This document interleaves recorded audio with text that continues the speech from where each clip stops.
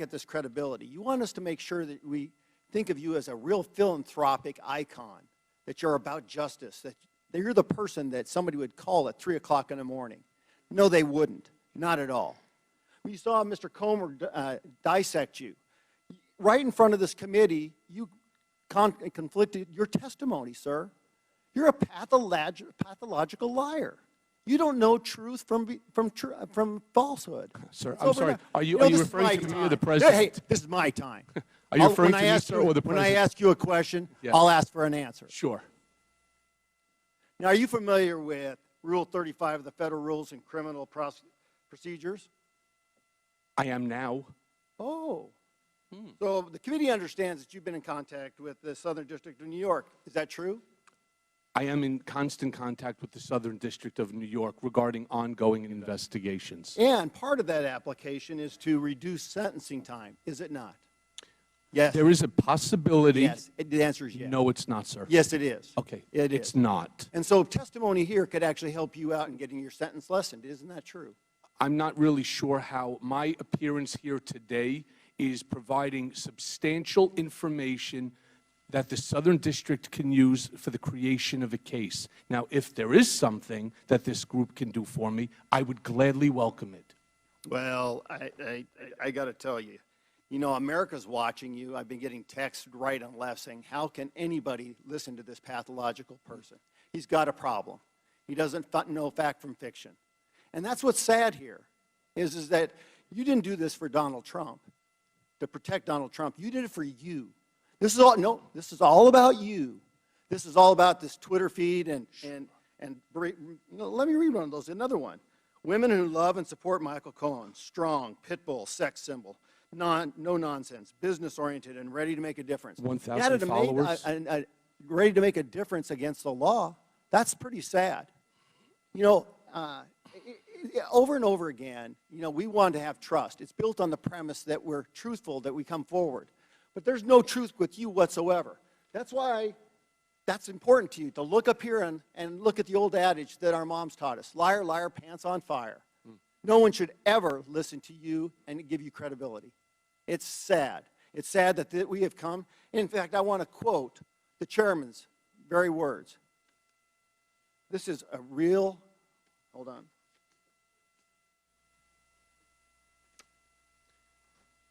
Gentleman's time has expired. Sad state. Mr. Cohen, you have admitted to lying on your taxes. According to federal prosecutors in the Southern District of New York, you also lied to banks to get loans.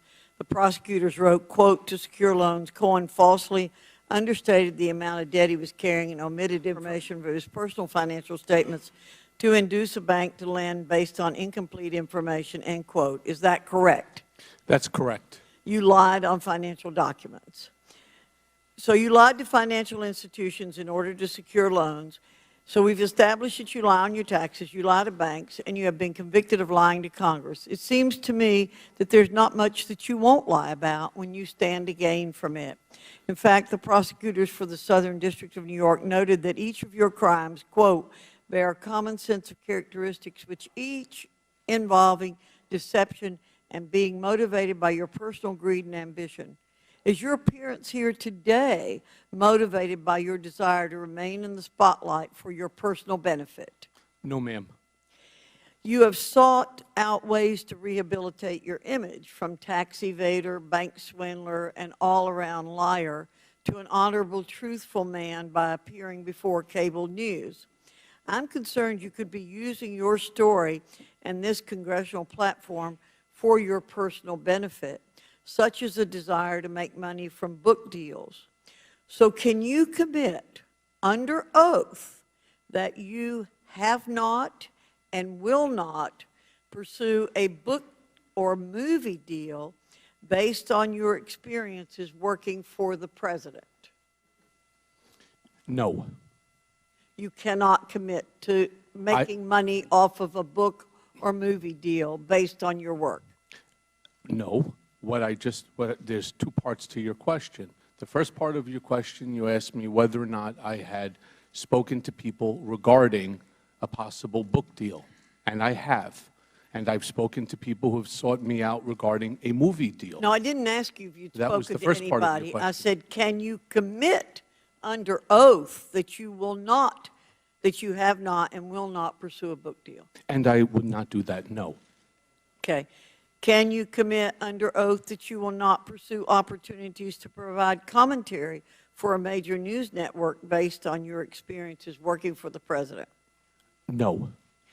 Can you commit under oath that you will not pursue political office in the state of New York? No. So you don't commit to changing your ways, basically, because you want to continue to use your background as a liar, a cheater, a convicted liar to make money. That's what you want to do. And that's going to get me a book deal and a movie deal and television and a spot on television? I don't think so.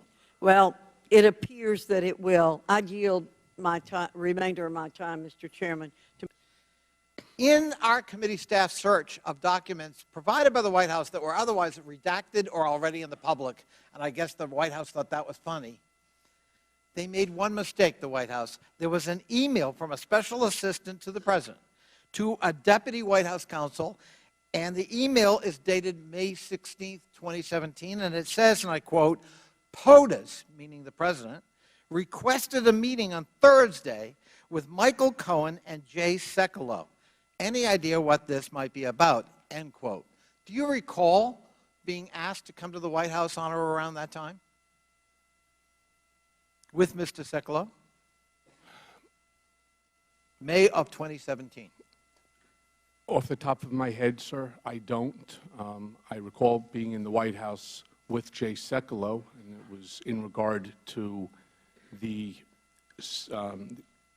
documents, the document production, as well as my appearance before the House Select Intel.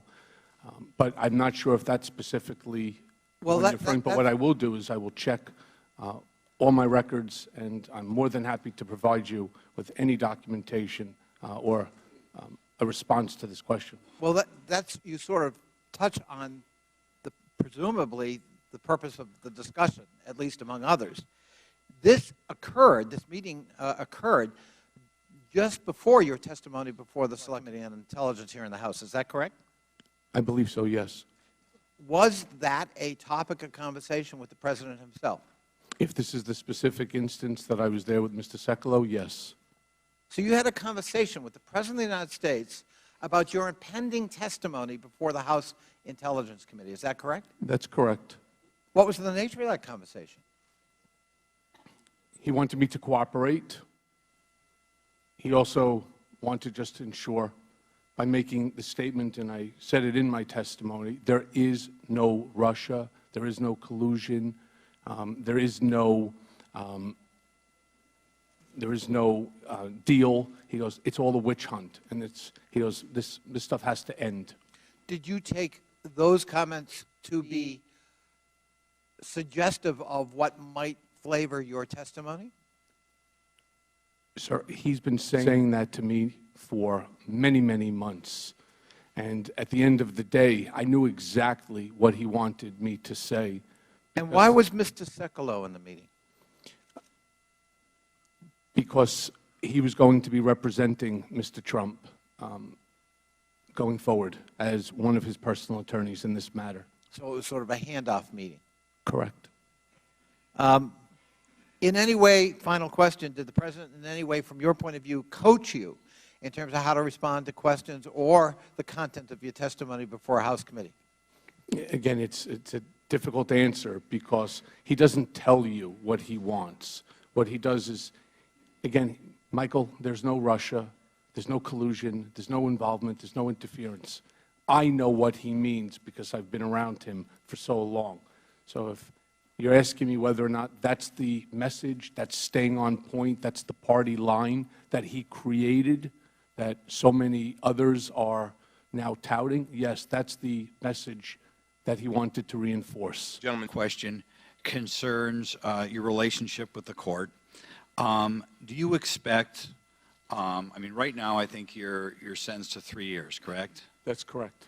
Do you expect any time using this testimony, other testimony, after you get done doing whatever you're going to do this week, do you ever expect to go back and ask for any sort of reduction in sentence? Yes, there are ongoing investigations currently being conducted that have nothing to do with this committee or Congress that I am assisting in, and it is for the benefit of a Rule 35 motion, yes. So you expect, and perhaps what you testify here today will affect, going back and reducing this, what we think is a relatively light 3-year sentence. You expect to go back and ask for a further reduction? Based off of my appearance here today, Well, based upon whatever you do between now and your request for... the Rule 35 motion is in the complete hands of the Southern District of New York. And the way the Rule 35 motion works is what you're supposed to do is provide them with information that leads to ongoing investigations.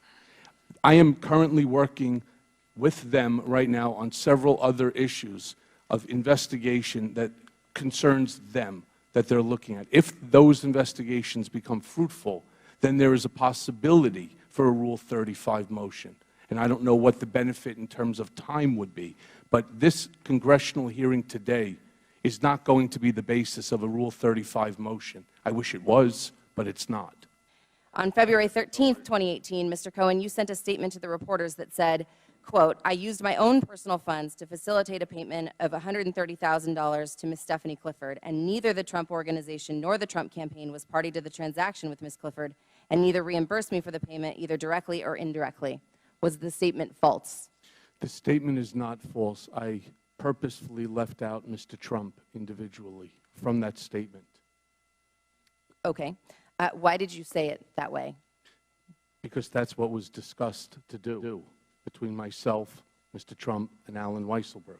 So it was carefully worded. Yes, ma'am. Great. Mr. Cohen, a reporter for the magazine Vanity Fair has reported that she interviewed you the very next day on February 14th, 2018, about the payment and reimbursement. And she wrote, quote, last February 14th, I interviewed Cohen in his office about the statement he gave the FEC in which he said Trump didn't know about the Stormy payment or reimburse him for it. Do you recall this meeting with the reporter? I do. The reporter also wrote, Trump called while I was there. I couldn't hear much, but he wanted to go over what the public messaging would be. Is that accurate? It is. Did the president call you while you were having a meeting with the reporter? Yes. Did the president call you to coordinate on public messaging about the payments to Ms. Clifford's in or around February 2018? Yes. What did the president ask or suggest that you say about the payments or reimbursements? He was not knowledgeable of these reimbursements, and he wasn't knowledgeable of my actions. He asked you to say that. Yes, ma'am. Okay. How many times did Mr. Trump ask you to threaten an individual or entity on his behalf? Quite a few times. 50 times? More. 100 times? More. 200 times? More. 500 times? Probably. Over the 10 years. Over the 10 years, he asked you. And when you say threaten, I'm talking with litigation or an argument with Intimidation. a nasty reporter that is writing an article. I want to talk to you about this intimidation of witness. Mr. Cohen, you were initially scheduled to testify before the House Oversight Committee on February the 7th, but your legal team delayed your testimony, quoting ongoing threats against your family from the president and Attorney Giuliani. Is that correct? Yes, ma'am. And then on November 29th, after you admitted that the president's negotiations over a real estate project in Russia continue well through the summer before the 2016 election, President Trump called you, quote, a weak person and accused you of lying. And then on December 16th, after 2018, after you disclosed that it was the president who directed you to arrange hush money payments to Stormy Daniels and Karen McDougal to conceal his extramarital affairs, he called you, the President of the United States, a rat. Mr. Cohen, why do you feel or believe that the President is repeatedly attacking you? You are stating that you feel intimidated, asking us to protect you, following your cooperation with the law enforcement. When you have access to 60+ million people that follow you on social media, and you have the ability within which to spark some action by individuals that follow him, and from his own words that he can walk down Fifth Avenue, shoot someone, and get away with it. It's never comfortable when the President of the United States... What do you think he can do to you? A lot. And it's not just him. It's those people that follow him in his rhetoric. What is a lot? I don't know. I don't walk with my wife if we go to a restaurant or we go somewhere. I don't walk with my children. I make them go before me because I have fear. And it's the same fear that I had before when he initially decided to drop that tweet in my cell phone. I receive some, and I'm sure you'll understand, I receive some tweets, I receive some Facebook Messenger, all sorts of social media attacks upon me, whether it's the private direct message that I've had to turn over to the Secret Service because they are the most vile, disgusting statements that anyone can never receive. And when it starts to affect your children, that's when it really affects you. On January 20, 2019, Mr. Giuliani called your father-in-law, quote, a criminal, and said that he may have ties to organized crime. Mr. Cohen, do you believe that the President, Mr. Giuliani, publicly targeted your father-in-law as an effort to intimidate you? Can you elaborate? Why is your father-in-law being pulled into this? I don't know the answer to that. My father-in-law was in the clothing business, came to this country because in the 1972-73, the expulsion of Jews from the Ukraine. He came here to this country. He worked hard, and he's now enjoying his retirement. Never in my life did I think that Mr. Trump would do something so disgraceful. And he's attacking him because he knows I care about my family. And to hurt me, he's trying to hurt them. Interestingly enough, my father-in-law's biggest investments happen to be in a Trump property. So it just doesn't make any sense to me. I want to be clear. Any effort to prevent a witness from testifying in front of Congress is against the law. I want to be real clear about that. And as the chairman has said, retaliating against witnesses and threatening their families and members is a textbook mob tactic that does not benefit the President of the United States or this country. And I want to be on the record, this hearing is not about discrediting the President. It's about the oath of office that we take as members of Congress to have checks and balances and to meet the laws and the policies of this country to serve. Thank you.